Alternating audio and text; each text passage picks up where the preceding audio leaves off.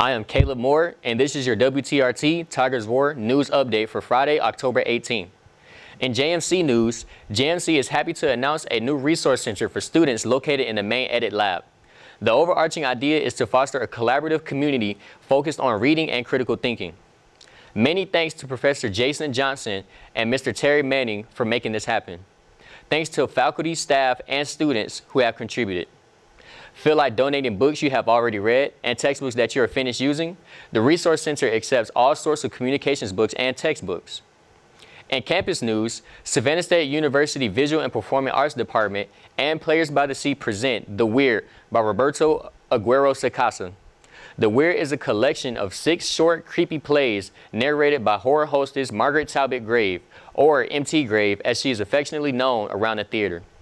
Performances will be held in Wiley Wilcox Black Box Theater Tuesday through Thursday, October 29th through October 31st at 7:30 p.m.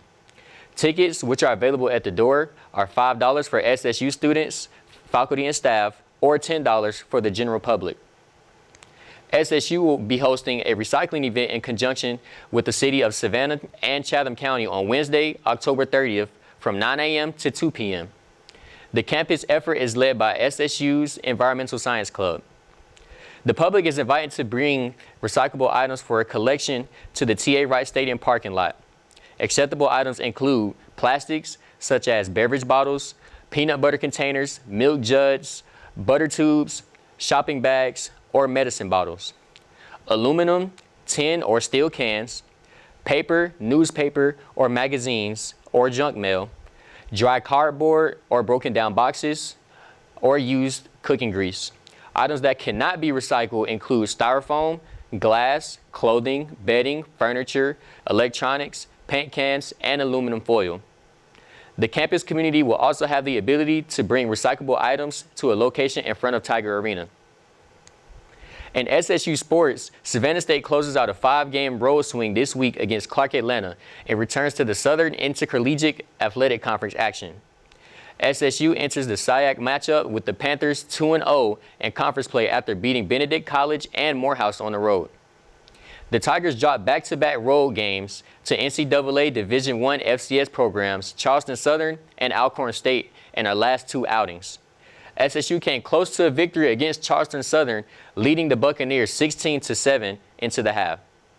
Savannah State and Clark Atlanta's rivalry go back several decades, beginning with their first matchup in 1956 when they were known as Clark College and Savannah State College.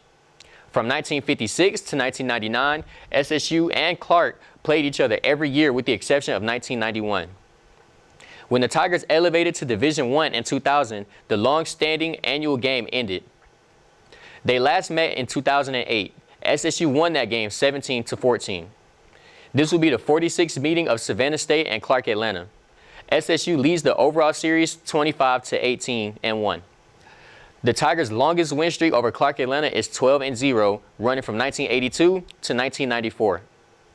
Following 2 Southern Intercollegiate Athletic Conference home wins, the Savannah State University volleyball team continued their winning streak on the road Tuesday with the 3-1 victory over fellow SIAC East Division member Clark Atlanta.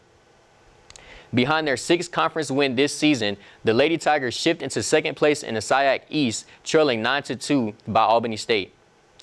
Savannah State has 4 more conference matches on the schedule for this year. They will get a chance to see Albany State again after falling 1-3 in their first match this season in Savannah. They will meet again on November 15th in Albany.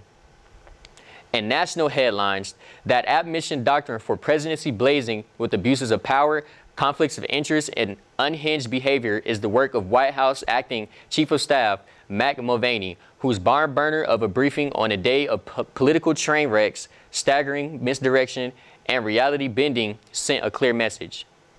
Democrats can impeach President Donald Trump.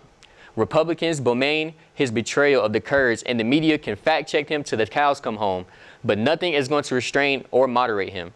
In fact, he's becoming even more incorrigible.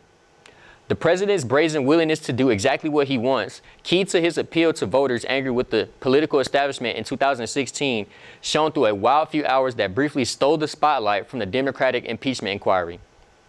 This has been your WTRT Tigers War News Update for Friday, October 18th.